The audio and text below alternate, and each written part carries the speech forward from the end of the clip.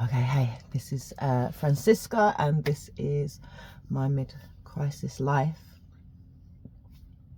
So the other day in a video, I was talking about being overly empathetic, and that coming as a result of being a child of a narcissistic parent, and beginning to kind of interpret and adjust and predict the behavior of my parent to try and avoid abuse, and also to try and achieve proximity, I think, is like another thing that I didn't say in that video. And if you're interested in that, I'll put the link up there somewhere.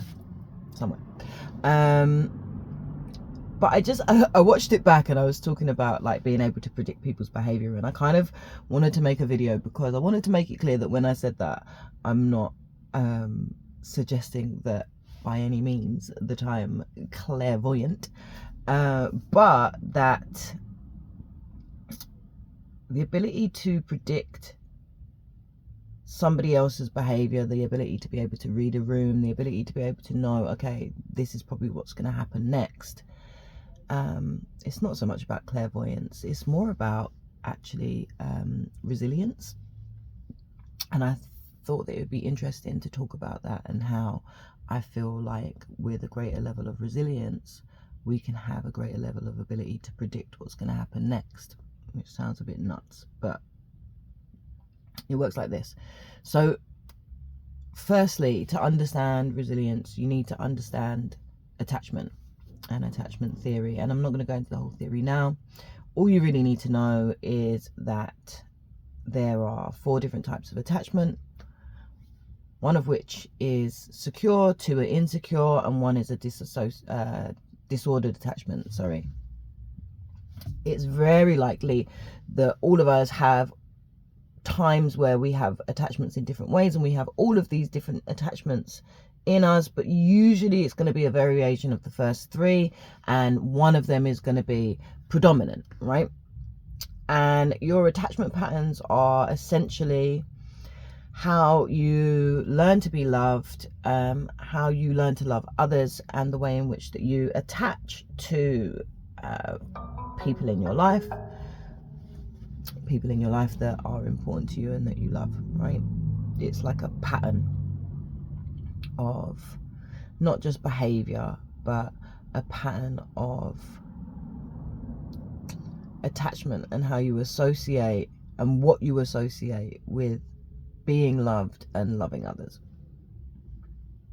So you can see different types of attachments in people. So it makes me think about, for example, someone that I know knew someone, a friend of a friend, so a friend of a friend had a baby, and I went round to this person's house. I didn't know this person particularly well. I knew a few things about them, but I didn't know them particularly well. And I watched this baby, and this baby was, I don't know, 1 maybe, yeah, 1, very, very young. And the baby was already walking, and the baby was doing things like lifting up pillows and various other objects to find her bottle.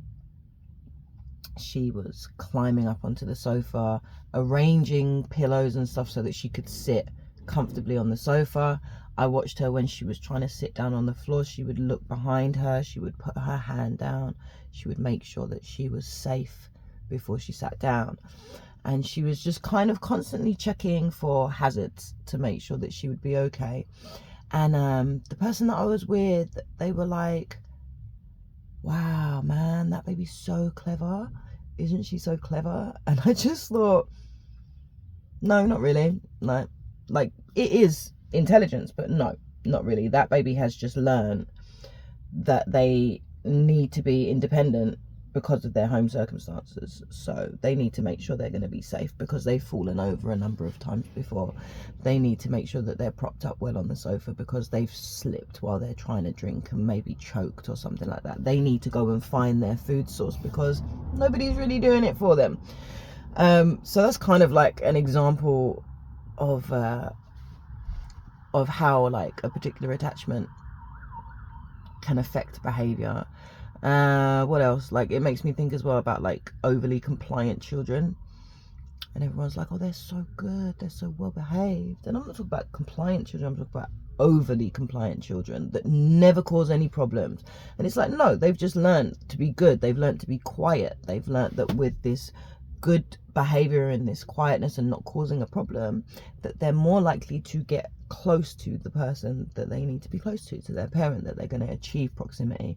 And the same with that baby has learned, don't cry for things, don't complain, don't moan, just sort it out yourself, and you're more likely to be closer in proximity to your parents, to your mum, to your dad, to your main caregiver, you know.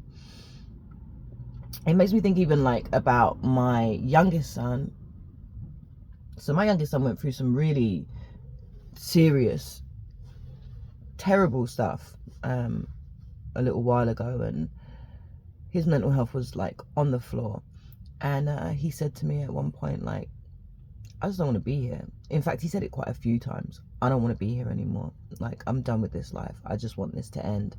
And you know, that's a really big statement for a 12-year-old and 11-year-old to make. And I know that a lot of people were quite shocked by that and quite scared. But for me, actually, it made me question, okay, is this a child who has serious mental health problems and we need to rush them to hospital right now and we should be really scared? Or actually, is this a child who is aware of their own mental health and is able to seek help, is able to talk about the things that they need? So all of these are kind of examples of how your attachment to your main caregiver and how they respond to you, how sensitive they are to you, to your needs, how your needs get responded to, affect your behavior.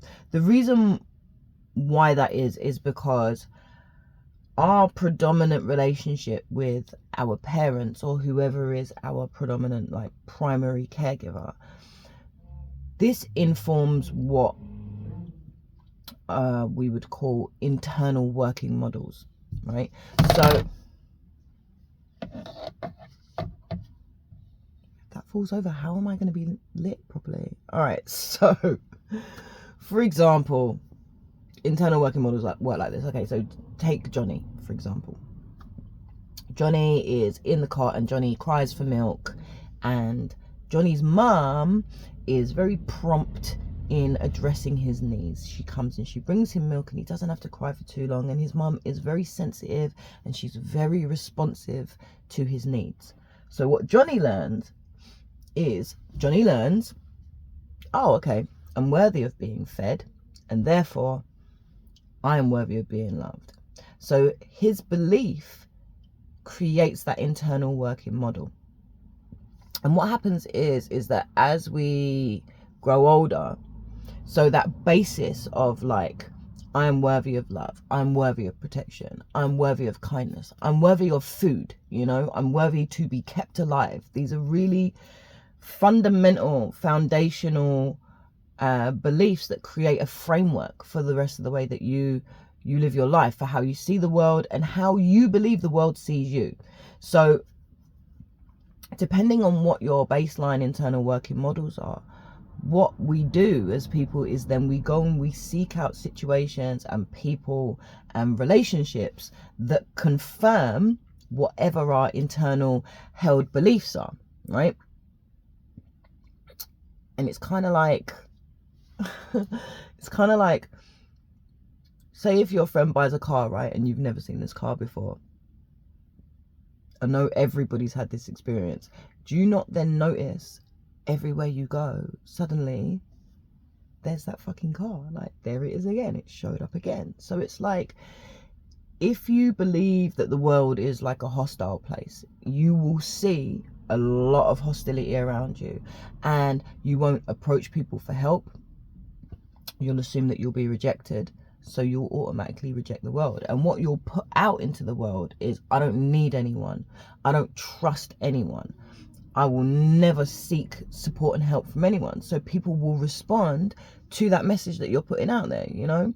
Whereas if you believe, for example, that the world is a loving and a giving and a safe place, you're going to have a more open demeanor, and you're going to invite people in. So when you meet people on the street, you're going to signal to these people, I'm open, I trust you, I believe that the world is good, I would love to be friends. And therefore you're going to get that same response back, and that is going to compound whatever your belief is. And the other thing that we do as well is that we consciously or subconsciously ignore information that's contrary to what we want to believe it is.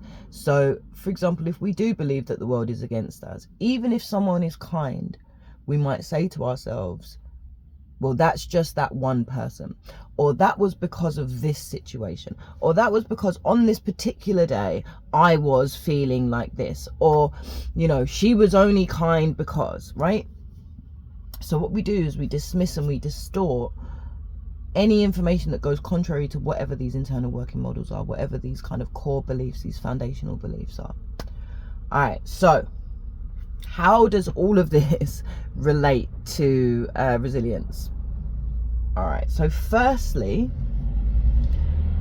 what I would say is I think that there are two types of resilience. So I feel like when people talk about resilience, when they say, oh, I'm such a resilient person, really what they're saying is they're saying, I can stand still and stand strong. Excuse me. That I can stand still and I can stand strong no matter how much fucking crap is dumped upon me, because I am resilient. And for me, I feel like that's like what I would call static resilience. It's like I can stay still while the world heaps crap all over me. I can be resilient to whatever comes, and it's kind of like a management of adversity. No matter what adversity I face, I am resilient to it. And I'm not saying that that isn't important and that it isn't valuable, because it is, right? But for me, what I'm talking about is I'm talking about like something called emotional resilience. So emotional resilience is like a really powerful tool, because what it does is it allows you to be actively responsive to adversity. So you're not just managing it, you're not just taking it on, you're not just dealing with it, you're actually being actively responsive to adversity. So whatever comes, you can be proactively or even responsively responsive to whatever happens, right? And the reason that I talk about all of this, everything that I've said, the internal working models, attachment and all the rest of it, because all of these things form your level of emotional intelligence. And emotional intelligence and emotional resilience are linked. There's like a delicate interplay that happens between these two things. So for example, right, if we take Johnny again, good old Johnny, he's back. So Johnny's mum, lucky for Johnny, has some emotional intelligence, right?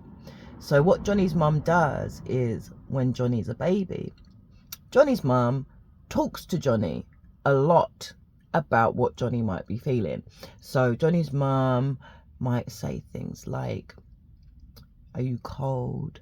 Oh, are you feeling hungry?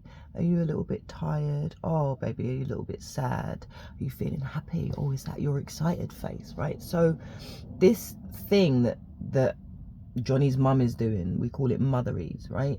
And what she's doing is she's trying to interpret and she's trying to make suggestions about what Johnny might feel. So what Johnny starts to do over a period of time, as he grows right from the base, is he begins to associate his physiological feelings, what he's feeling in his body, and his physical behaviors, yeah, with some kind of emotional language. Okay, so this is the first thing. So then, because Johnny's mom is very emotionally intelligent and she understands how important it is, what she starts to do is she starts to talk about her own feelings to Johnny. So she says, you know, Johnny, I can't play right now. I'm feeling a little bit tired, or I'm feeling a bit sad, or sorry, I was angry earlier. I was just a bit hungry and I think that really affected me, etc., etc. So what Johnny now starts to understand is Johnny starts to understand that actually other people have emotions too. Those things that I have, other people have them. How amazing, right? So then what Johnny's mum can do then is Johnny's mum then can start talking about Johnny's friends. Johnny's mum can start saying, you know, Johnny, so-and-so was really sad when you took his toy, right? So-and-so was really sad when you took his toy and hit him over the head with it and then laughed. That made him feel sad and it made him feel angry. And you know what? Johnny, because Johnny knows that he's got emotions and he can kind of identify them, and Johnny's mum's got emotions and she's identifying them, and he's identifying that other people have emotions. Now, because Johnny knows sadness and he recognizes that he would feel sad if someone took his toy and hit him over the head with it and then laughed, if someone stole his friend from him, if someone ate his packed lunch and didn't ask, or whatever, right? Johnny knows now, like, because he can recognize those things, he can recognize them in others, because he can recognize them in himself. So now what Johnny can do is Johnny can relate his behavior to the potential consequences of the real world, right? So Johnny now knows, oh, if I steal my friend's toy and I hit them over the head with it and I laugh at them, it's very likely that they're going to feel like this, because if someone did that to me, this is how I would feel. And the thing is that as Johnny grows up in this lovely environment, Johnny is only going to become more and more sophisticated with his ability to predict the world, right? So Johnny knows, for example, that if he leaves home and he goes to Australia and he gets drunk, he probably won't go out and punch somebody in the face, even if he thinks he deserves it, because he would not enjoy that if it was him, no matter what the reason. So now Johnny can predict the world. He can say to himself, okay, if I do get drunk and go out and punch someone in the face, it's very likely that I will A, isolate myself from other people, B, hurt that person's feelings, C, get punched back, that's a possibility, or, you know, maybe I might end up in the back of the police car and ruin my chances of ever being president one day, you know? So the thing is that, like, the more that we develop our emotional intelligence, the more accurately we can predict what will happen in a variety of, like, complex scenarios. So it's a really important process, yeah, that I've just spoken about. This is known as emotional intelligence, and what it does is it affords us the privilege of living in a world that makes sense both internally and externally, yeah. And eventually what it does is it creates a secure base for ourselves, so that we can feel safe and secure wherever we are, because we know what we feel, we know what's going on, we know what potentially is going to happen. And it creates a secure base for the people that we love and the people that we cherish, so that Johnny can go on and then be emotionally intelligent and offer the same process to his child. So, yeah. It's not magic. It's not clairvoyance. It's actually a really, I want to say clinical, but clinical just sounds too scientific. It is a scientific process. It's a scientific process of love. It's a scientific process of understanding others and understanding ourselves and therefore understanding others, understanding ourselves and then being able to predict what's going to happen. It's like one of the most important things that you can do for your kids, even for other people, you know, that you love, like, to be able to be a secure base for those people, so that they, if they didn't have this chance in childhood, can start to develop these things now. It's like one of the biggest gifts that you can give to somebody. It's one of the biggest gifts that you can give to yourself. Like, and maybe I'll make a video about how to develop that same kind of safety in adulthood, if you've not been afforded the opportunity to do it in childhood, because that's pretty much what I've been doing most of my adult life. And I don't know why, most of my childhood as well. I don't know why. I just kind of figured when I looked at my parents, I was like, yeah, you guys you guys aren't right, are you? Like, there's something very wrong with you guys. This is not how normal people behave. And I don't know, I think it stopped me from internalizing all of it and being able to come out of it. Anyway, so yeah, some things that I feel grateful for. Let's see.